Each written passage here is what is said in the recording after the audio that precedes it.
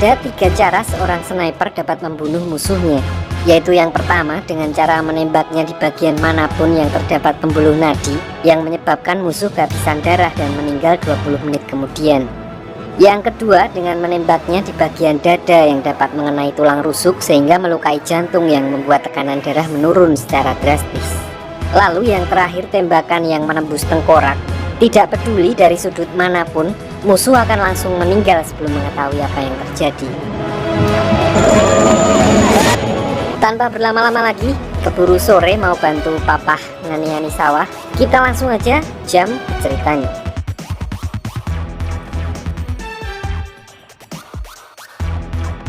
Cerita berawal di sebuah tempat terpencil di mana pemeran utama dari film ini bernama Bob Lee Swagger yang tinggal bersama istri dan anaknya. Suatu hari diceritakan saat Bob sedang berburu, dia tidak sengaja melihat seekor serigala yang terkena sebuah jebakan dan membuatnya tidak bisa berjalan. Karena di sana serigala adalah hewan yang dilindungi, kalau di sini istilahnya sama kayak harimau, so Bob memutuskan untuk menolong hewan tersebut. Namun gak berselang lama, datang 2 orang pemburu lain yang mengaku kalau serigala itu adalah hewan buruan mereka. Kedua orang itu lalu mencoba untuk menyerang Bob. Namun, Bob dengan pengalamannya sebagai seorang marinir dapat dengan mudah melumpuhkan kedua pemburu itu.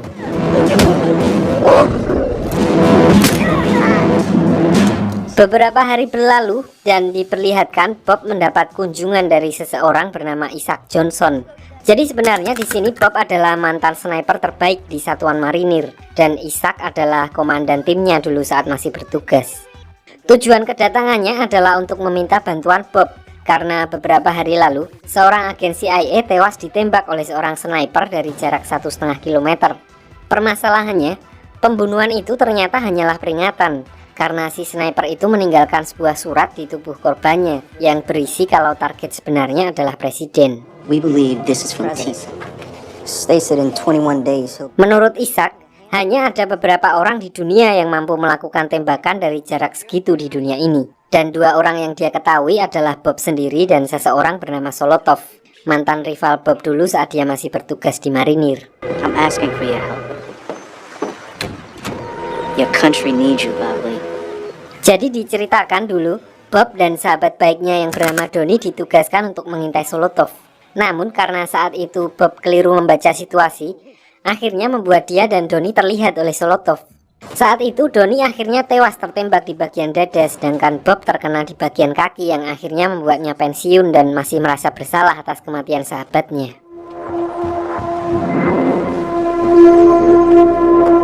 Di lain sisi diperlihatkan seorang agen FBI bernama Memphis memendam rasa ingin pipis yang sedang menjalankan misi untuk bertemu dengan seorang intel Rusia yang rencananya akan memberikan sebuah informasi penting untuknya.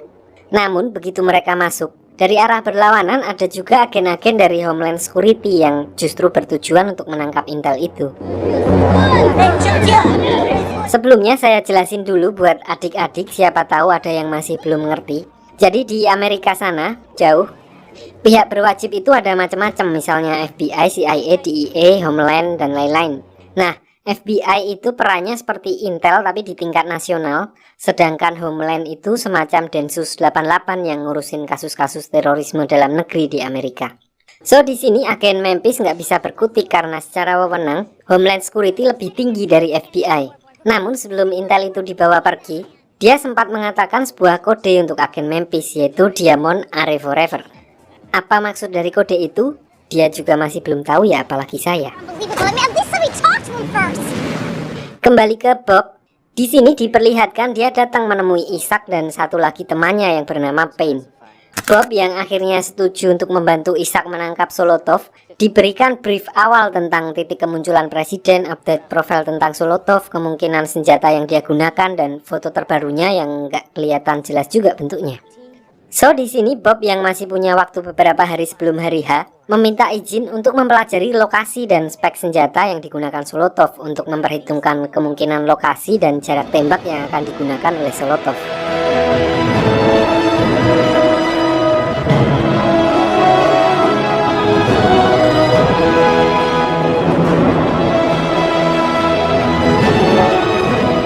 I know how he's gonna do it. Singkat cerita, hari H pun tiba dan iring-iringan presiden sudah mulai terlihat. Bob yang memantau dari kejauhan tiba-tiba saja ditelepon oleh Payne yang mengatakan kalau dia tidak menemukan Solotov di lokasi yang sudah diperhitungkan sebelumnya. Dalam keadaan panik, Bob lalu mengkalkulasi ulang semuanya dan ternyata dia keliru memperhitungkan langkah Solotov. Sambil berlari, dia lalu memberitahukan Payne bahwa kemungkinan Solotov ada di lokasi kedua. Namun begitu sampai di sana, Bob hanya menemukan setup sniper di ruangan itu dan tidak melihat targetnya ada di sana. Di saat yang bersamaan, begitu Bob sampai di ruangan itu, tiba-tiba terdengar tembakan dan muncul berita kalau Presiden Amerika telah tertembak. Masih bingung dengan keadaan sekitar, tiba-tiba seorang polisi yang entah dari mana muncul di sana dan mencoba untuk menembak Bob. Disinilah dia baru menyadari kalau selama ini dia telah dijebak oleh Isaac dan juga Payne. Untungnya polisi tersebut kurang begitu gercep dan Bob berhasil menghindari tembakannya dengan melompat keluar jendela. Namun aksinya itu membuatnya tidak bisa kabur dan akhirnya tertangkap oleh Memphis yang kebetulan berada di sana dan dibawa ke rumah sakit. Singkat cerita, Bob akhirnya dimasukkan ke penjara sambil menunggu persidangannya. Di dalam, dia sempat diganggu oleh beberapa napi. Walaupun mampu melawan mereka, namun mau bagaimanapun dia tetap kalah jumlah. Dan di tengah pertarungan itu, muncul seorang napi lain yang terlihat berkuasa di sana. Dia mengatakan kalau Bob berada di bawah perlindungannya. So mendengar hal itu, napi-napi tersebut bubar dan menghentikan pertarungan. Orang itu memperkenalkan dirinya sebagai seorang mafia Rusia bernama Alex. Di sini dia ingin berterima kasih kepada Bob karena telah menembak mati Presiden Ukraina yang mana hal itu sebenarnya telah lama diinginkan oleh orang-orang Rusia. Bob akhirnya mengetahui kalau ternyata tembakan itu tidak mengenai Presiden Amerika melainkan Presiden Ukraina, yang artinya Isaac dan Payne bermain kotor dan bekerja sama dengan pihak luar untuk membunuh Presiden Ukraina dengan memanfaatkan Bob sebagai kambing hitam.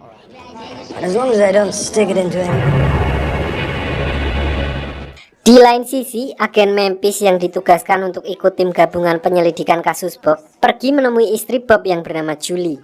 Dari awal, dia merasa ada sesuatu yang mengganjal dengan kasus ini, di mana seorang mantan pasukan elit yang sama sekali tidak mempunyai catatan buruk tiba-tiba merencanakan pembunuhan presiden. So dia mencoba untuk mencari kebenaran yang sesungguhnya di balik kasus ini. Someone else wrote that email. Probably doesn't care about medals. Kembali ke Bob karena dia adalah saksi dan satu-satunya orang yang mengetahui kejadian sebenarnya. Payne lalu kembali memerintahkan anak buahnya yang berada di dalam penjara untuk mengeksekusinya. Singkat cerita, Bob malah berhasil mengalahkan mereka dan berbalik menjadi keuntungan karena dia bisa keluar dengan menyamar menggunakan seragam sipil tersebut. Sampai di sini karena semua lokasi yang berhubungan dengan Bob pasti sudah dijaga oleh polisi. Tempat pertama yang didatangi Bob adalah rumah dari ibu almarhum sahabatnya. Beliau yang sudah mengetahui apa yang terjadi dari berita di TV, lalu dengan tenang menolong Bob karena dia tahu kalau Bob sebenarnya adalah orang yang baik. Need your help. Di lain sisi, Isaac yang mengetahui kalau Bob kabur dari penjara langsung berusaha untuk mengejarnya. Di sini karena Bob tidak muncul juga, satu-satunya yang dia ingat adalah rumah Donnie dan gak pakai lama dia langsung menuju ke sana. Namun begitu sampai di sana, dia tidak menemukan Bob karena sebelum kedatangannya, Bob sudah mengira kalau dia tidak mempunyai banyak waktu dan pergi dengan menggunakan motor milik almarhum sahabatnya.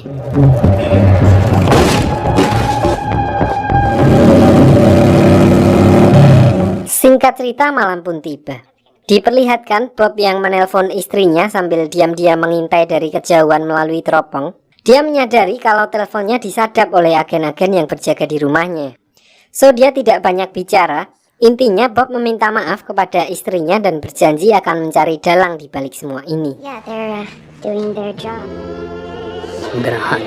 Di sini, Isaac lalu mengadakan pertemuan dengan tim jahatnya dan di sana dia memutuskan menggunakan keluarga Bob sebagai umpan untuk memancingnya keluar karena menurutnya itu adalah satu-satunya kelemahan Bob Lee.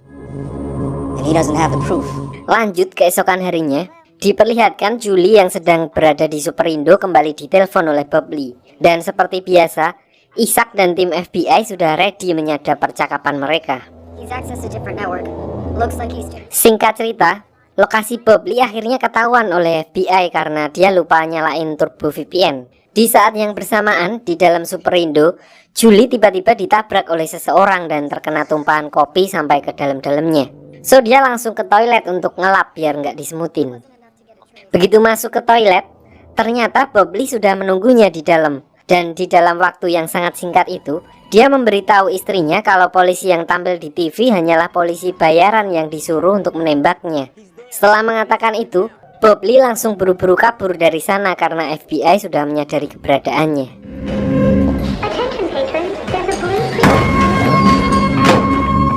Singkat cerita, setelah mendengar informasi yang diberikan Bob Lee, Julie lalu memutuskan untuk meneruskannya ke agen Memphis, satu-satunya orang yang menurutnya bisa membantunya mencari kebenaran atas kasus ini. So, dengan berbekal informasi itu, malam harinya agen Memphis mencoba untuk mendekati polisi bayaran tersebut di sebuah bar untuk menggali informasi. Dan bener aja, di sini dia merasa aneh karena cerita dari polisi itu pelin-pelan. Memphis akhirnya terus terang dengan tujuannya dan berjanji akan memberikan perlindungan kalau dia mau menceritakan kejadian yang sebenarnya. Namun di sini polisi itu tidak yakin dan akhirnya pergi meninggalkan Memphis tanpa mengatakan apa-apa. Lanjut, Payne yang khawatir kedoknya akan terbongkar, lalu memutuskan untuk menculik polisi suruhannya dan akhirnya menghabisinya. Hal itu dilakukan untuk menghilangkan jejak dan saksi potensial yang bisa membongkar kejahatan mereka. Keesokan harinya, diperlihatkan Bob yang pergi menemui teman lamanya, seorang pembuat anggota tubuh palsu di rumah sakit veteran. Di sini dia meminta untuk dibuatkan tulang titanium yang bernomor seri sama dengan miliknya. Walaupun awalnya menolak karena Bob ini adalah buronan, namun mengingat jasa-jasanya, dia akhirnya memberikan apa yang diminta Bob Lee. Think about that. Can't let you in. Down to the net. Now get out of here, right? Singkat cerita, setelah mendapatkan tulang titanium tersebut, Bob Lee menuju ke sebuah gubuk untuk membuat perangkap.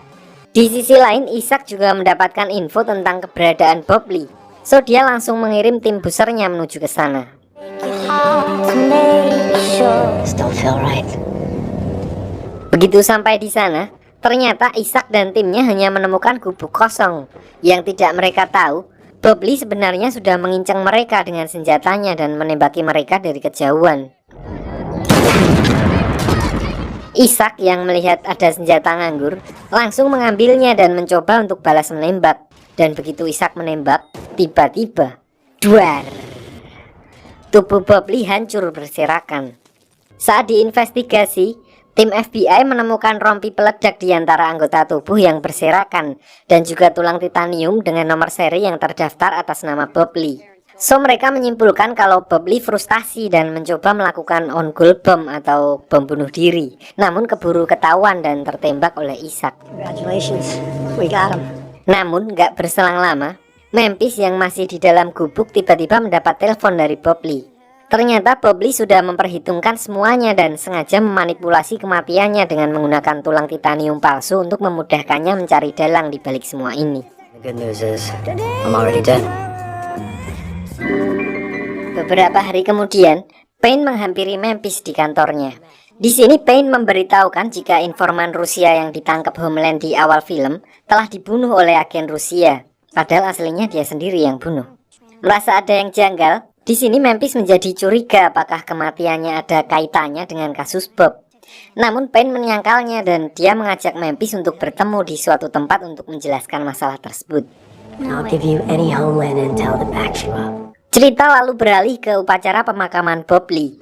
Di sini Isaac yang sedang bersama dengan rekannya yang bernama Mitchum, mereka menyadari kalau Ibu Donnie telah mengetahui konspirasi yang mereka buat. So, untuk menutupi jejak kejahatannya, Isaac mau nggak mau harus menyingkirkan ibunya Donnie.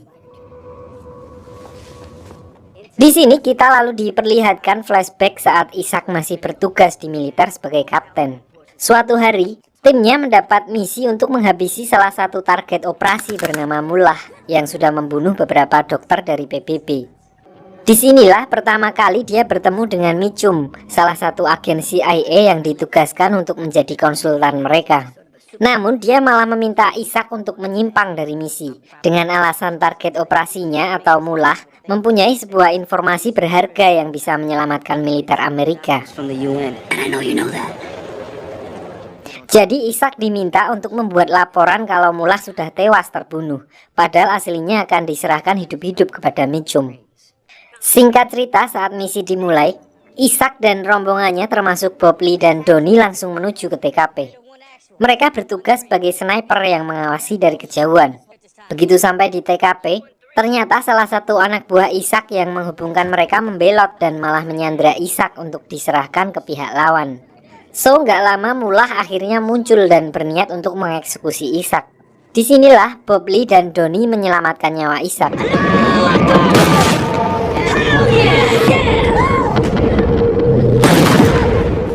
Keesokan harinya setelah misinya selesai, karena Ishak telah gagal membawa Mullah, maka Ishak diberhentikan untuk memimpin ekspedisi tersebut. Lalu di sini Mitchum menawarkan kesempatan kepada Ishak untuk mendapatkan kursi yang lebih tinggi jika dia mau. Maksudnya jabatan tinggi gitu. Di sini mulai terlihat kenapa Ishak bisa masuk ke dalam lingkaran kejahatan. Kembali ke masa sekarang, setelah mengingat jasa anaknya kepada Ishak, dia sempat meminta Ibu Donnie untuk lari dan menjauh dari masalah Bob Lee. Namun di sini dia menolak dan berkata kalau kebenaran pasti akan berbuah kemenangan, dan beliau lebih memilih mati daripada harus melarikan diri.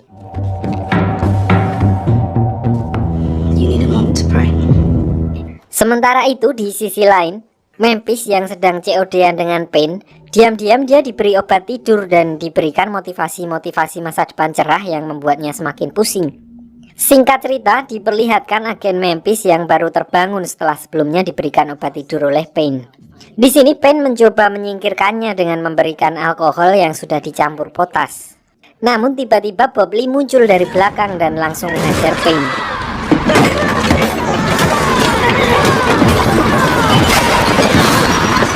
Ternyata dari kemarin Bob Lee membuntuti Memphis untuk memastikan Memphis benar-benar bisa dipercaya dan bukan bagian dari aliansi Ishak. Namun sialnya di sini Pain berhasil meloloskan diri dan mengetahui kalau Bob Lee hanya memalsukan kematiannya. Karena kedok pemalsuan kematian Bob Lee udah gagal, dia lalu meminta Memphis untuk menjadi orang dalamnya untuk mencari informasi di pemerintahan dan bekerja seperti biasa seolah nggak terjadi apa-apa. Beberapa hari kemudian, setelah menelaah dan mengetahui kalau barang bukti peluru yang ditemukan oleh FBI adalah palsu, Bob Lee lalu berusaha untuk mencari yang aslinya dengan menggelar olah TKP sendiri.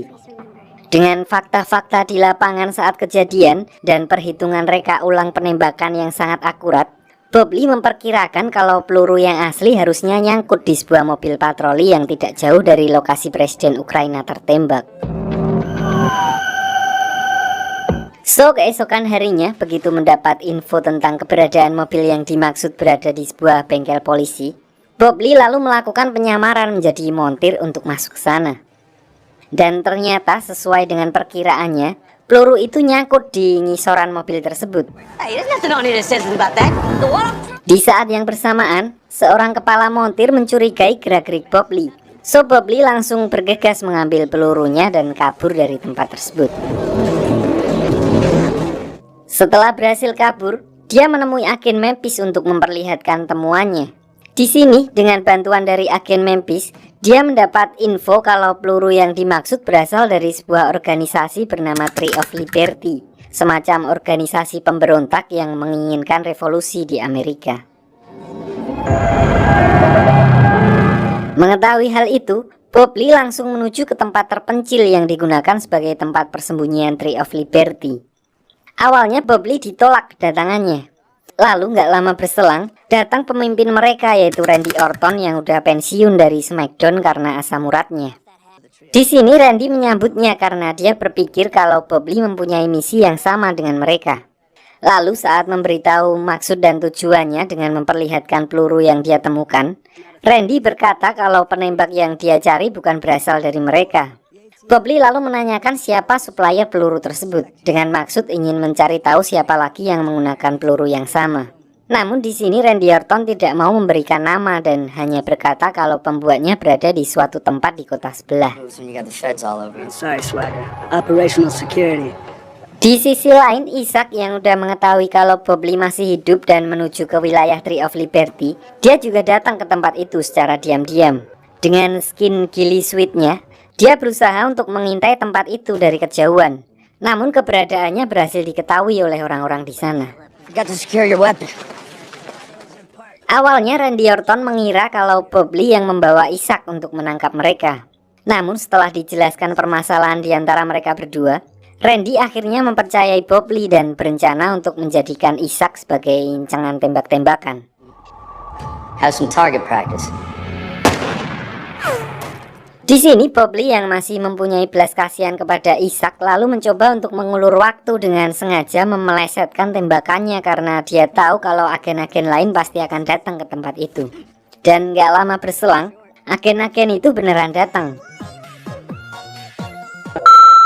Di sini Bob langsung mengalihkan perhatiannya dan menembak drone yang mengintai mereka. Hal itu langsung membuat orang-orang Tree of Liberty berhamburan dan bersiap menyerang balik.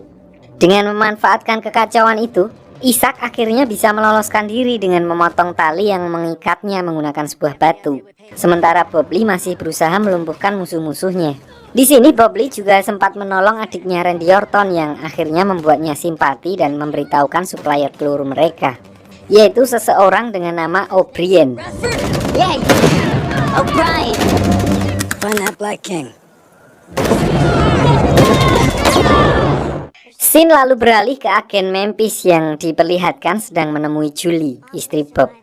Tujuannya adalah untuk memperingatkannya soal Payne yang sudah mulai bermain kasar. Agen Memphis khawatir dia tidak bisa lagi melindunginya dan berkata kalau dia harus lebih berhati-hati. Mendengar hal itu, Julie lalu memutuskan untuk membuka informasi tentang Payne kepada media yang masih standby di depan rumahnya.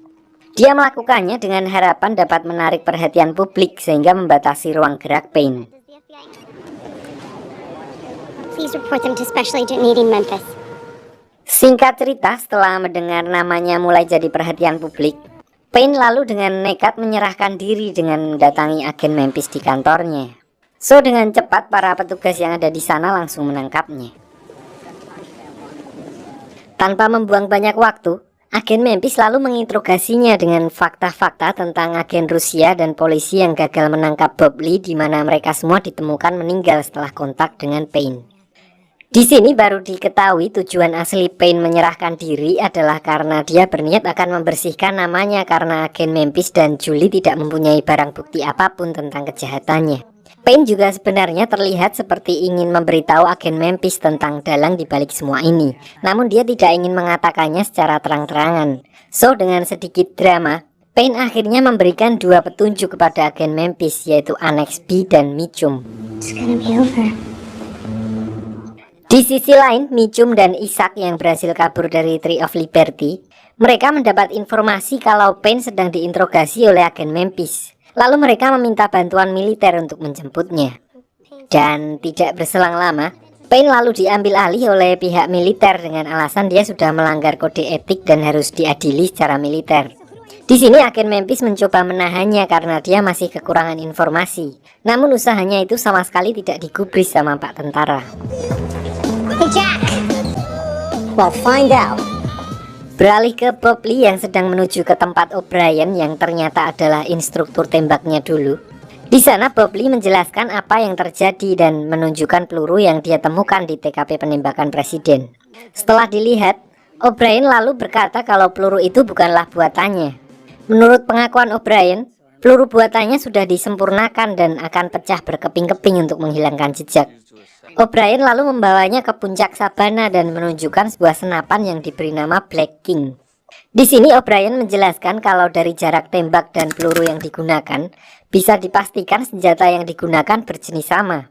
So O'Brien berkata jika Bob Lee ingin menemukan pelakunya, maka dia harus mencari siapa pengguna Black King lainnya, karena diceritakan hanya ada 4 senapan jenis itu di dunia.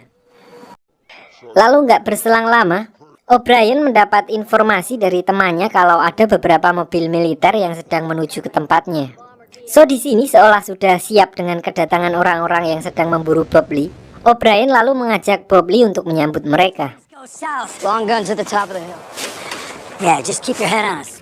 Beberapa saat kemudian, begitu orang-orang itu memasuki wilayah O'Brien, beberapa di antaranya terkena perangkap O'Brien dan menyebabkan luka serius. Sementara yang berhasil menghindar lanjut adu tembak dengan O'Brien dan Bob Lee.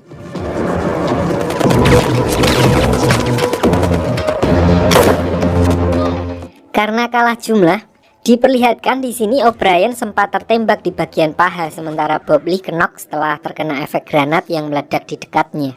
O'Brien yang sudah tidak berdaya hanya bisa pasrah dan berniat mempertahankan diri hanya dengan sebuah pisau.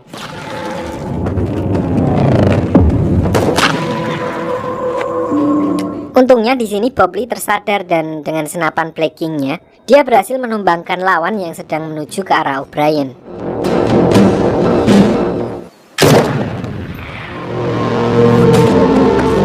Singkat cerita, setelah berhasil menghabisi orang-orang itu, Bob Lee pamit pergi untuk melanjutkan pencariannya.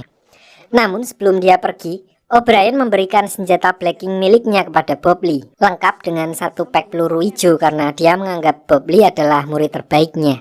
So Bob Lee akhirnya pergi dari sana dengan membawa senapan tersebut.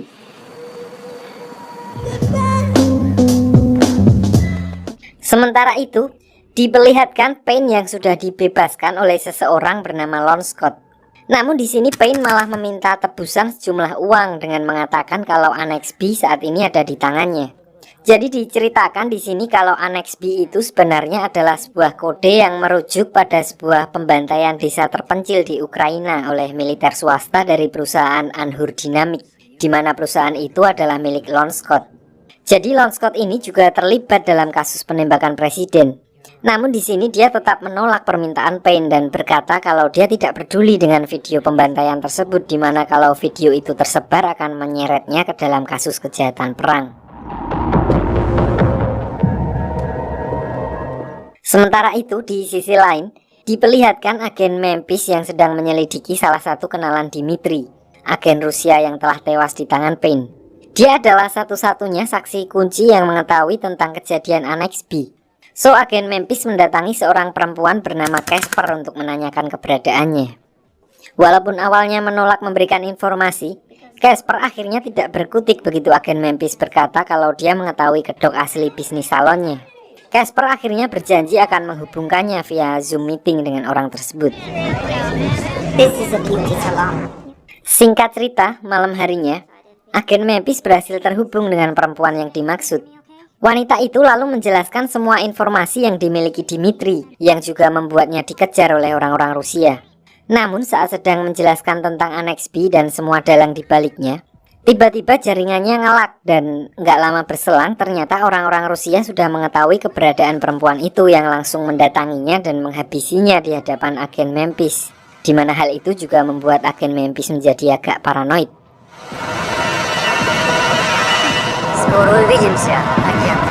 Sementara itu beralih ke Bob Lee yang sedang berusaha mencari informasi tentang senapan blacking.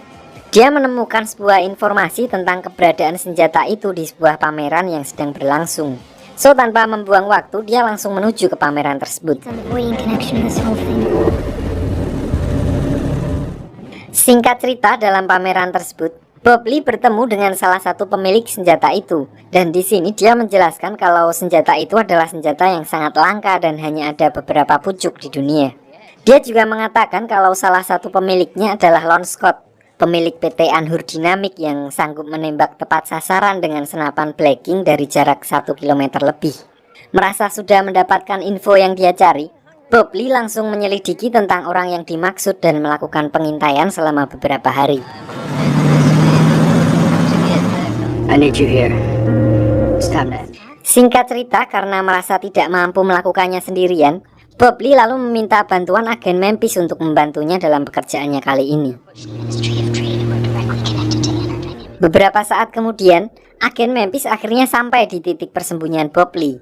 Di sini dia langsung memberitahukan semua informasi yang baru saja didapat tentang Annex B dan keterlibatan Lon Scott di dalamnya. Gak berselang lama, terlihat Lon Scott keluar untuk menemui Mijum dan satu orang lagi yang bernama Krukov. Dia adalah seorang agen berpangkat tinggi dari FSB, semacam CIA-nya Rusia, di mana ternyata dialah yang memerintahkan mereka mengeksekusi Presiden Ukraina. Tujuan pertemuan itu adalah untuk membahas uang tebusan yang diminta Payne untuk Annex B yang saat ini ada di tangannya. Namun di sini Krukov menolak untuk mengabulkan permintaan Payne dan memilih pergi dari sana. Di sisi lain, Bobley yang dari tadi membuntuti mereka dan menyadap percakapan mereka, dia mempunyai ide untuk mengadu domba mereka dan menggunakan Payne sebagai umpan. Payne has the Annex B file. It's a big world. I don't have one. Singkat cerita, Bobley dan agen Memphis lalu pergi menemui Krukov untuk menjalankan rencananya.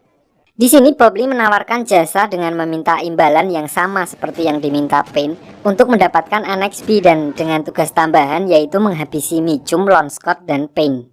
Di sini Krukov tidak begitu saja percaya dengan omongan Bobley karena dia tahu selama ini Bobley tidak begitu mementingkan uang.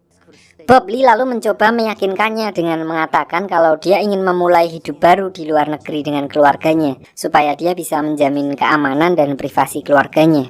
Mendengar alasan Bobley yang cukup masuk akal, Krukov akhirnya menyetujui tawaran tersebut. Di sisi lain, Julie memutuskan untuk pindah dari rumah adiknya ke tempat yang lebih aman secara diam-diam, mengingat situasi Bobley yang sedang melawan para Yonko. Lalu nggak lama berselang setelah kepergiannya, datang seorang wartawan yang mengaku kalau sudah mempunyai janji dengan Julie untuk wawancara eksklusif. Namun dia tidak menemukannya di rumah itu. Wartawan itu ternyata adalah orang suruhan Lon Scott yang ditugaskan untuk memantau keberadaan Julie. Mereka berdua lalu diperbolehkan masuk ke rumah setelah berhasil meyakinkan adiknya.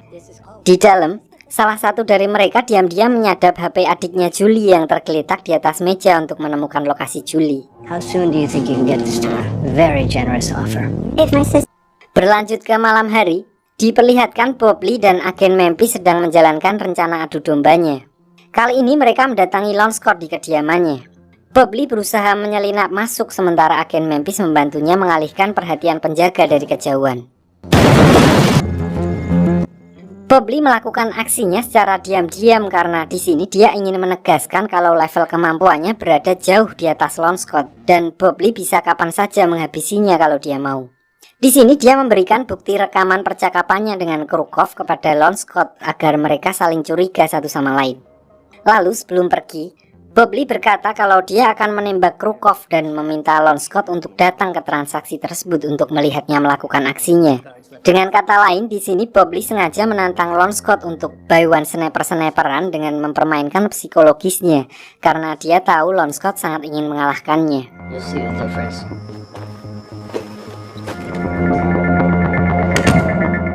Singkat cerita, tiba hari di mana Krukov dan yang lainnya akan melakukan transaksi dengan Payne. Dari kejauhan, Bobley dan agen Memphis sudah bersiap untuk melakukan penembakan. Namun Bobley melihat Isaac yang sedang bersembunyi di dalam mobil dengan senapannya dan berusaha mencari lokasi tempat Bobley bersembunyi. Swagger. So di sini Bobley merubah rencana dan meminta agen Memphis untuk membuat keributan dengan menembaki mereka. Sementara dia berpindah posisi mendekati TKP.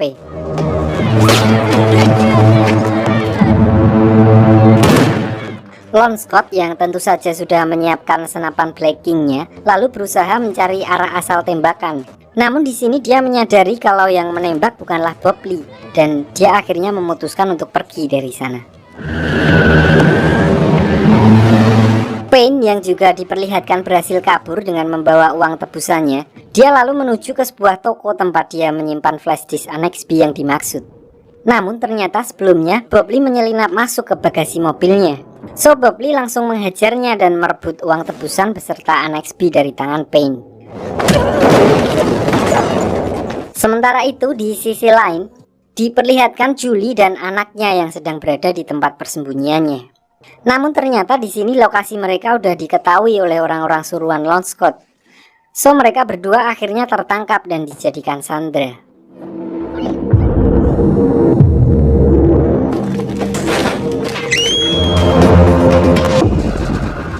Singkat cerita, Julie dan anaknya lalu dibawa menemui Lon Scott yang sedang bersama-sama dengan Isaac dan Payne.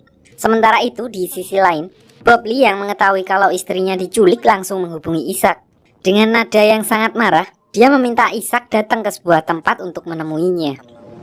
Even more beautiful in person. We can meet or I can hunt you down. Keesokan harinya, begitu bertemu dengan Ishak, Bob Lee meminta untuk mengatur perjanjian barter Annex B dengan keluarganya kepada Kurkov dan kawan-kawan. Ishak lalu menyetujuinya dan di sini dia juga berkata kalau dia akan membantu Bob Lee mengakhiri permasalahan yang sudah dia mulai dengan bayaran uang tebusan Annex B yang dibawa oleh Bob Lee. Scott wants to take me out of the long shot. Annex B for your family. Do you understand? So Ishak lalu menemui Krukov dan Lon Scott untuk membicarakan kesepakatan itu, sementara Bob Lee dan agen Memphis mengintai mereka dari kejauhan. Di sini Krukov dan Lon Scott merasa kalau sekarang mereka bisa mengendalikan Bob Lee dan menyetujui kesepakatan barter tersebut. Setelah deal, Bob Lee lalu mendapat kesempatan untuk berbicara dengan istrinya lewat telepon. Dan dengan bantuan agen Memphis, Bob Lee berhasil melacak keberadaan istri dan anaknya saat itu. So di sini dia langsung merencanakan aksi penyerbuan untuk menyelamatkan istrinya. Jadi sebenarnya dari awal Bob Lee memang tidak berniat untuk melakukan barter dan lebih memilih untuk menghabisi semua musuh-musuhnya. So dengan bantuan Ishak dan agen Memphis, dia langsung menuju ke tempat istrinya ditahan. As soon as his family is free, I get my wife and daughter back. She gets the evidence. Copy that. Sementara itu di sisi lain, Lon Scott dan Payne ternyata sudah menduga kalau Bob Lee akan melacak nomor telepon yang diberikan. So di sini mereka juga sudah mempersiapkan rencana jebakan untuk menghabisi Bob Lee. Singkat cerita, Bob Lee, Ishak dan agen Memphis akhirnya sampai di TKP. Di sini dia membagi tugas. Bob Lee dan Ishak sebagai penyerang, sementara agen Memphis diminta untuk jadi pemandu mereka dari luar gedung.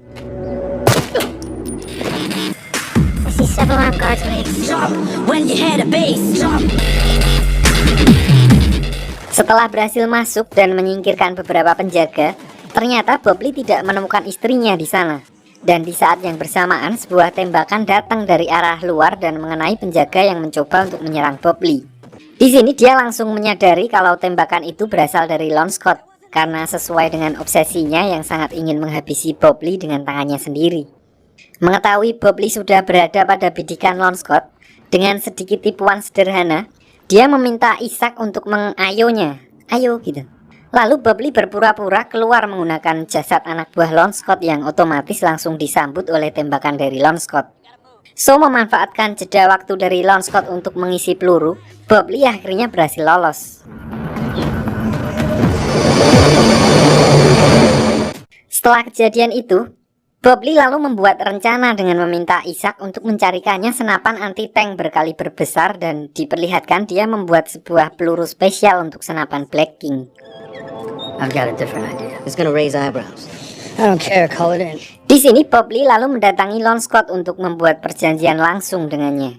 Setelah memastikan kalau keluarganya aman, Bob Lee lalu mengatakan kalau dia akan menyerahkan Annex B dan memberikan kesempatan kepada Lon Scott untuk menembaknya, asal dia membebaskan istri dan anaknya, yang membuat Lon Scott langsung menyetujui tawaran itu. Sorry about your lunch choice.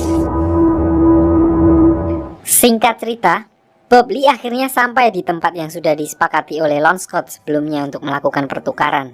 Diperlihatkan juga Ishak dan agen Memphis yang ikut memantau dari kejauhan menggunakan senapan kaliber besar pesanan Bob Lee.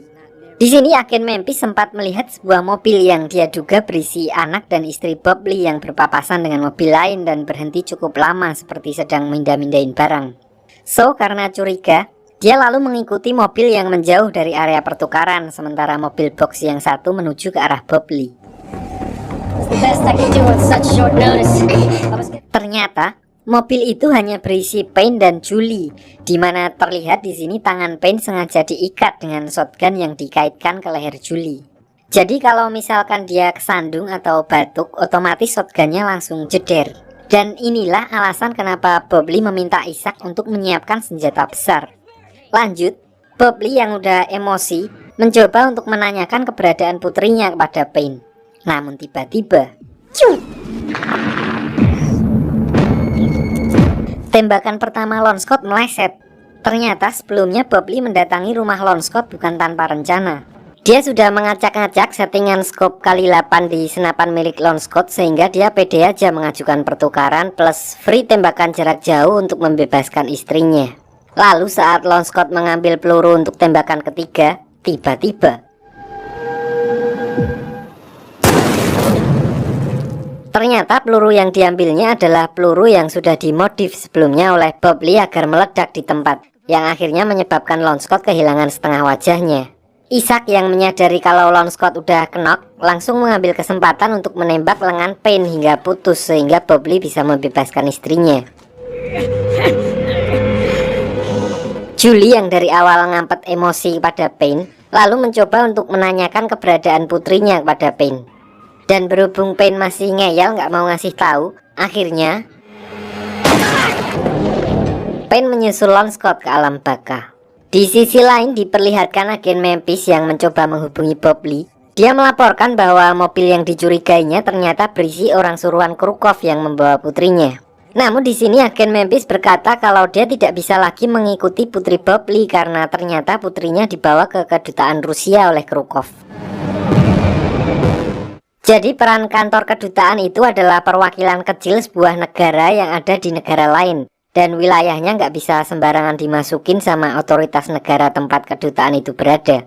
Makanya di sini agen Memphis tidak bisa berkutik begitu melihat putri Bob Lee dibawa masuk ke sana. So Bob Lee dan timnya menyusun rencana penyelamatan untuk putrinya yang ditahan di dalam kantor kedutaan Rusia. Di sini agen Memphis mendapatkan info kalau dubes Rusia sedang menghadiri acara di luar kedutaan. Mereka lalu membagi tugas untuk mengkonfrontasi Pak Dubes. Julie bertugas untuk membuat keributan dan memberitahu Pak Dubes kalau putrinya dibawa oleh Krukov ke kedutaan Rusia. Dan Isaac berperan sebagai agen yang mendukung Julie. Jadi seolah-olah akan terjadi kekacauan yang mengancam kedutaan besar Rusia yang mengharuskannya untuk kembali ke kantor kedutaan. Lalu Bob Lee memanfaatkan kejadian itu untuk menyamar sebagai salah satu pengawal Pak Dubes agar bisa masuk ke kantor kedutaan. Di sisi lain diperlihatkan Krukov yang sedang ditemui oleh seorang penasihat presiden di bidang keamanan bernama Patricia. Kedatangannya itu bertujuan untuk meminta Krukov melepaskan putrinya Bob Lee karena Krukov dinilai sudah kelewatan. Awalnya Krukov menolak karena menganggap Patricia bukanlah atasannya. Namun di saat yang bersamaan, Pak Dubes menelpon Krukov untuk menanyakan hal yang sama. But it needs to happen now. Good luck, Mr. Krukov. Di sini Krukov berkata seolah-olah tidak terjadi apa-apa dan berjanji akan segera membebaskan permasalahan yang sudah dia mulai. Hal ini menegaskan kalau ternyata Pak Dubes sama sekali tidak tahu menahu tentang tindakan yang dilakukan Krukov. Dan akhirnya bersambung.